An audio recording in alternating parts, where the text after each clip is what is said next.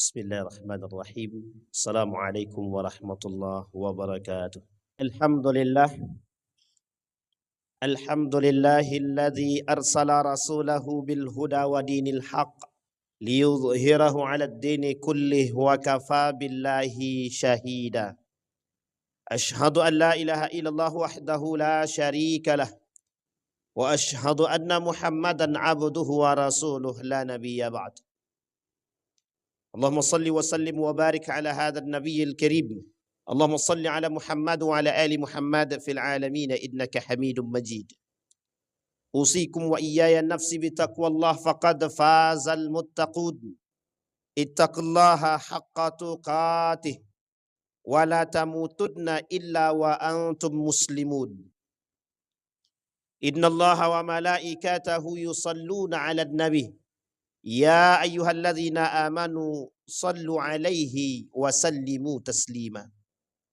Wa qala Allah Ta'ala, ya ayyuhan nasu ittaqu rabbakumul ladzi khalaqakum min nafsin wahidah wa khalaqa minha zawjaha wa batha minhuma rijalan katsiran wa nisaa wattaqullaha alladzi tasaaluna bihi wal arham innallaha kana 'alaikum raqiba. Wa qala Allah Ta'ala, ya ayyuhalladzina amanu ittaqullaha wa qulu qawlan sadida yuslih lakum a'malakum wa yaghfir lakum dhunubakum wa man yuti'illaha wa rasulahu faqad faza fawzan 'azima. Wa qala Allah Ta'ala, dhahara al-fasad fil barri wal bahri bima kasabat aydin nas liyudhiqahum ba'da alladhi ma 'amilu bih la'allahum yarji'un. Wa qala Allah Ta'ala, wa la nabluwannakum bi syai'in minal khauf wal ju' wa naqsin minal amwali wal anfusi wath thamarat wa basyiris sabirin. Sadaqallah. Ma'asyiral muslimin rahimakumullah. Puji syukur kehadiran Allah dengan mengucapkan alhamdulillah rabbil alamin. Berselawat kepada Nabi dengan mengucapkan Allahumma salli ala Muhammad wa ala ali Muhammad fil alamin innaka Hamidum Majid. Ma'asyiral muslimin rahimakumullah. Sedikit kita merujuk kepada sejarah yang Allah sebutkan di dalam Al-Quran. Daripada keturunan para anbiya, daripada cerita dan sejarah para nabi. Yang mana ketika Allah berkeinginan menghancurkan satu kaum. Wa idza aradna an nuhlikal qauma amarnahum mutrafiha. Kata Allah, ketika kami ingin menghancurkan satu kaum, dan kami perintahkan mereka untuk datang kepada kami, mereka berpaling daripada Allah Subhanahu wa taala. Ketika Allah mengatakan, meminta kepada semua umat muslim, orang-orang yang mengaku beriman, untuk datang kepada Allah, tunduk di hadapan Allah, mereka berpaling. Ya tawalla minallah, mereka berpaling daripada Allah. Ketika para pengikut baginda Nabi, para pengikut anbiya, sebutlah itu Nabi Saleh alaihi salam. Ketika para nabi, kita ambil istilah contoh Nabi Saleh alaihi salam dan pengikutnya yang berpaling daripada ajakan Nabi Saleh, Allah turunkan bagi mereka azab. Tapi kemudian fataba ilallah, mereka bertobat kepada Allah. Banyak contoh daripada kaum Nabi Samud, kaum Ad, dan lain sebagainya yang Allah musnahkan. Yang Allah berikan, Allah turunkan ancaman bagi mereka dan azab, adalah disebabkan oleh ketidaktaatan mereka kepada Allah. Tetapi uniknya ketika itu mereka tidak beragama Islam. Uniknya ketika itu mereka tidak mengikuti perintah dan mereka tidak beragamakan Islam. Hari ini umat muslim mengaku berislam, tetapi umat muslim yang melakukan kerusakan. Mereka mengaku muslim, tetapi mereka berpaling daripada ajakan. Mereka mengaku muslim, tetapi mereka berpaling daripada perintah baginda Nabi Muhammad sallallahu alaihi wasallam. Bahkan baginda Nabi mengatakan dalam riwayatnya, laisa minna man amila sunnata bighairina. Bukanlah dari golongan kami mereka yang melakukan perbuatan-perbuatan yang tidak pernah disyariatkan oleh agama. Ma'asyiral muslimin rahimakumullah.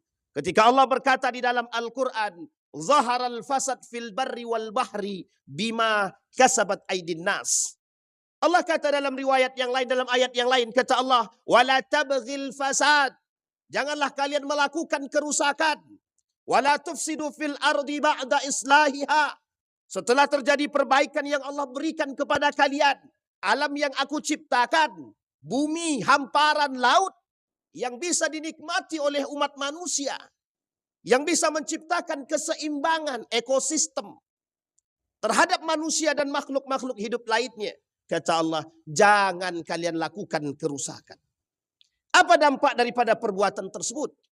Dampak daripada perbuatan tersebut banyak. Bukan hanya karena mereka merusak alam, tetapi yang paling penting adalah berpaling daripada perintah Allah. Mereka berpaling daripada ketaatan kepada Allah. Ketika musibah datang melanda umat muslim, banyak hal yang bisa kita petik. Terutama, jangan jadikan musibah itu dan dipandang dari segi ilmiah saja. Tapi perlu kita memandang dari sisi teologi, dari sisi keagamaan, dari sisi akidah. Mengapa demikian? Karena hari ini umat muslim yang mengaku beriman kepada Allah, tapi mereka berpaling daripada Allah. Yang beriman kepada Allah, tapi mereka tidak beriman kepada Allah. Yang mengaku beriman kepada Allah, tapi mereka tidak mengerti bahwa segala sesuatu yang terjadi adalah kehendak Allah. Mereka meninggikan akal mereka, seolah-olah semua kejadian dan musibah itu hanya terjadi karena bencana alam, tanpa mau mengaitkan dengan kaitan teologi keagamaan. Mengapa demikian? Karena manusia hari ini mereka memandang kuasa ilahi tak lagi berada di atas segalanya. Ketika kita melihat, ketika musibah datang, mereka mengatakan ketika terjadi gempa bumi, mereka mengatakan lempeng bumi telah bergerak, telah terpisah. Ketika mereka mengatakan terjadinya banjir, terjadinya pemotongan pohon yang berlebihan. Secara keilmiahan mungkin. Tetapi apa mungkin Allah lepas daripada segala perbuatan tersebut? Tidak. Karena ini adalah kaitannya dengan akidah. Ini berkaitan erat dengan keimanan. Ketika seorang mukmin menyadari setiap musibah yang Allah turunkan bagi setiap umat manusia adalah kehendak Allah. Dan tidak mungkin di luar daripada kehendak Allah. Ini adalah akidah sebagai seorang mukmin, bukan muslim. Karena umat muslim belum tentu memahami arti keimanan. Tapi orang mukmin mengerti bagaimana mereka harus berislam. Ma'asyiral muslimin rahimakumullah.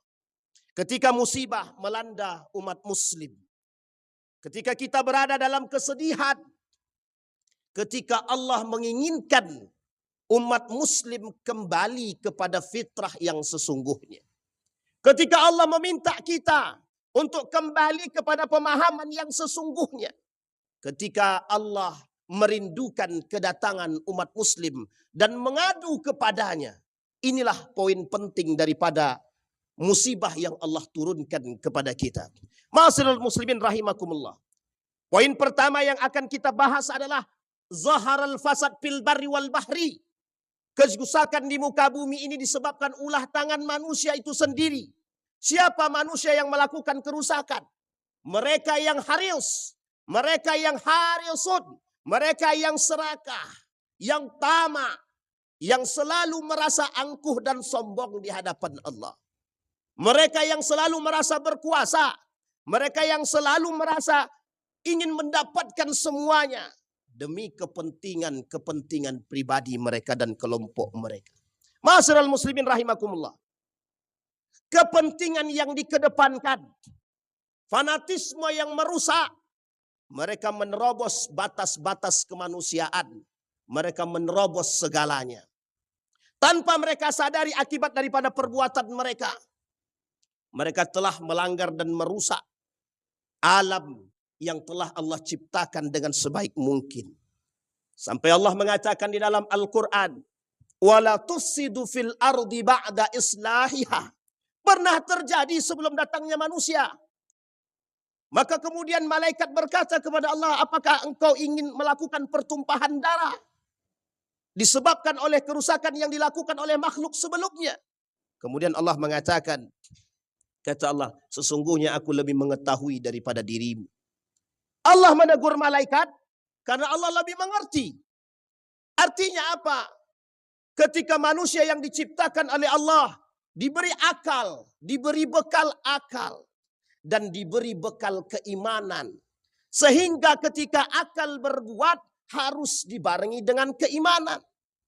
Sehingga ketika keimanan dan keilmuan bersatu padu, maka mereka tidak akan mungkin menerobos batas-batas kemanusiaan yang sesungguhnya.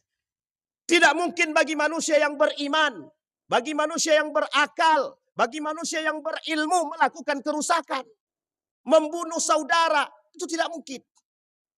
Karena mereka yang beriman mengerti batasan yang diberikan oleh Allah. Ma'asyiral muslimin rahimakumullah. Ketika Allah mengatakan wala tabghil fasad, janganlah kalian melakukan kerusakan, kata Allah. Ini semua disebabkan ulah tangan manusia yang mereka semua berbuat tapi kemudian dinikmati atau dirasakan oleh masyarakat banyak. Karena keangkuhan, karena keserakahan, karena kesombongan, karena ketamaan yang mereka miliki. Ma'asyiral muslimin rahimakumullah. Maka apa yang harus dilakukan oleh seorang mukmin atas keserakahan yang terjadi, atas ketamaan yang dilakukan oleh para mereka yang tak pernah puas dengan apa yang mereka miliki? Yang pertama, kata Allah, kata Nabi kepada umat manusia, kepada orang-orang muslim, agar mereka mencoba untuk menjadi penasehat bagi orang-orang yang suka melakukan kerusakan. Ad-din an-nasiha liman lillahi wali rasulihi wali kutubihi wali a'immatil mursalin wa ammatuhum.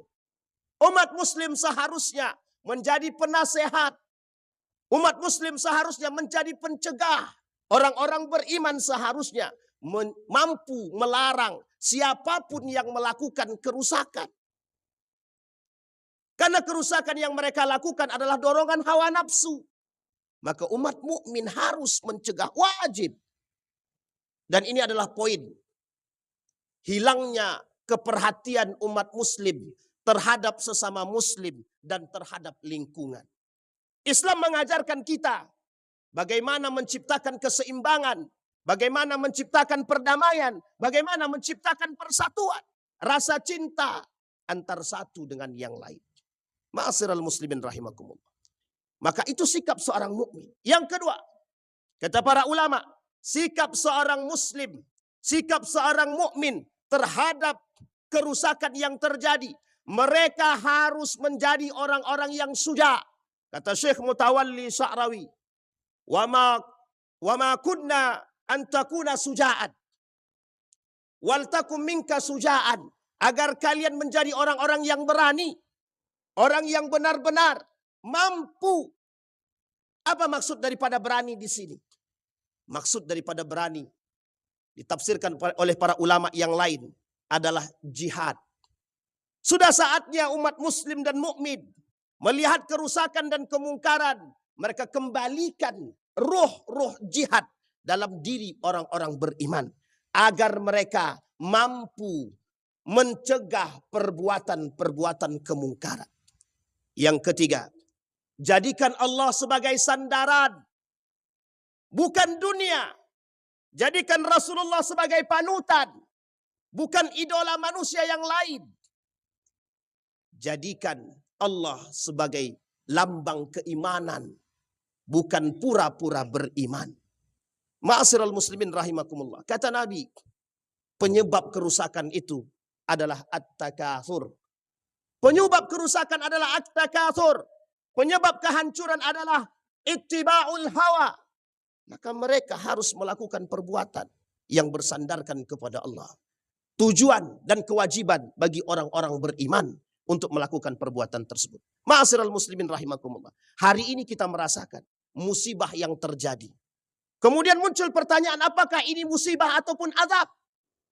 Kalau dia musibah, menjadi ujian bagi orang-orang beriman. Kalau ini azab, menjadi kemurkaan Allah bagi kita semua. Yang diam atas kezaliman, yang diam atas kemungkaran, yang diam atas kerusakan, dan yang diam atas kemaksiatan. Ma'asyiral muslimin rahimakumullah. Maka kemudian para ulama mengatakan, ketika musibah sudah terjadi, diambil menjadi sebagai bagian daripada ujian orang-orang beriman. Apa sikap yang harus dilakukan sebagai seorang muslim? Yang pertama, ketika kejadian telah melanda, ketika musibah telah kita terima, maka yang pertama yang harus dilakukan oleh seorang muslim, memahami bahwa setiap musibah yang datang dari Allah adalah pengampun dosa. Berkata baginda Nabi Muhammad sallallahu alaihi wasallam dalam hadisnya, kata baginda Nabi, ma yusibu al-muslim min nasabin wala wasabin wala hammin wala huznin wala adan wala ghammin hatta asyauka yusakuha ala Allahi illa fakaffarallahu khatayahu. Ketika musibah yang datang kepada umat muslim, tak lain dan tak bukan dalam bentuk ujian agar Allah menghapus dosa-dosa para pelaku-pelaku dosa. Ketika ada pertanyaan sebagian tempat daripada mereka yang mendapatkan musibah, beriman zahir tapi bukan batin. Mereka nampak sebagai seorang yang beriman dalam kasat mata manusia, tapi kita tidak tahu di belakang hal tersebut apa yang terjadi. Maka ketika Allah berkehendak, pelajaran bagi orang-orang beriman agar mereka mengerti bahwa Allah Maha Kuasa atas segalanya. Maka apa yang harus dilakukan bagi seorang muslim? Maka mereka harus memahami setiap musibah yang Allah turunkan, fakaffarallahu khatayahu, Allah akan menghapuskan dosa-dosa mereka. Yang kedua, wabashshirus sabirin, kata Allah. Jadikan itu sebagai landasan kesabaran, ujian yang berat bagi orang-orang beriman. Wabashshirus sabirin. Wa lanabluwannakum bisyai'in minal khauf wal ju' wa naqsin minal amwal wal anfus wath thamarat. Wabashshirus sabirin. Hari ini kita melihat musibah yang Allah timpakan semuanya terjadi. Kelaparan, hilangnya harta, rasa lapar dan lain sebagainya. Allah timpakan kepada mereka-mereka semua, termasuk kita semua. Bukan tidak ada kemungkinan bagi Allah, bukan tidak mungkin bagi Allah untuk menurunkan kemurkaannya, musibahnya kepada setiap tempat-tempat yang Allah inginkan. Artinya ketika Allah melakukan hal tersebut, Allah menginginkan kepada setiap umat muslim dan mukmin mengambil ibrah, pelajaran. Apa pelajaran yang besar yang harus kita petik? Kesabaran yang harus tertanam dalam diri seorang muslim. Apa maksud daripada kesabaran? Apakah kami harus bersabar atas musibah tersebut? Tak ada kemampuan yang bisa mereka lakukan. Tak ada kemampuan yang bisa, kekuatan yang bisa kita lakukan untuk menerobos kekuatan Allah selain daripada bersabar, bentuk daripada keimanan. Yang ketiga, rasa cintanya Allah kepada orang-orang yang beriman. Ketika Allah menurunkan ujian adalah bukti cinta yang Allah inginkan. Ketika Allah menurunkan musibah, Allah inginkan kepada kita, hei orang beriman, kembalilah kepadaku. Jangan keluar dan berpaling daripadaku. Sesungguhnya aku lebih mengerti daripada segalanya. Ma'asyiral muslimin rahimakumullah. Kemudian yang keempat, mengangkat derajat orang-orang yang beriman kepada Allah. Ketika seorang mukmin mampu memahami masalah, musibah, ujian yang Allah berikan, adalah salah satu cara Allah untuk mengangkat derajat orang-orang yang mampu bersabar dan mengambil pelajaran besar dari setiap musibah. Maka yang terakhir yang harus kita lakukan, bagi manusia sadarlah, bagi manusia-manusia yang rakus sadarlah, bertaubatlah, kembali kepada Allah. Sesungguhnya Allah menginginkan perdamaian, sesungguhnya Allah menginginkan rasa cinta, sesungguhnya Allah menginginkan persatuan. Kembalilah kepada Allah. Hilangkan hawa nafsumu. Karena sesungguhnya kerusakan itu hanya disebabkan karena ulah tangan manusia sendiri yang didorong oleh hawa nafsu yang kuat yang menjadi Tuhan pada diri mereka sendiri. Fa'tabiru ya ulil absar la'allakum tuflihun.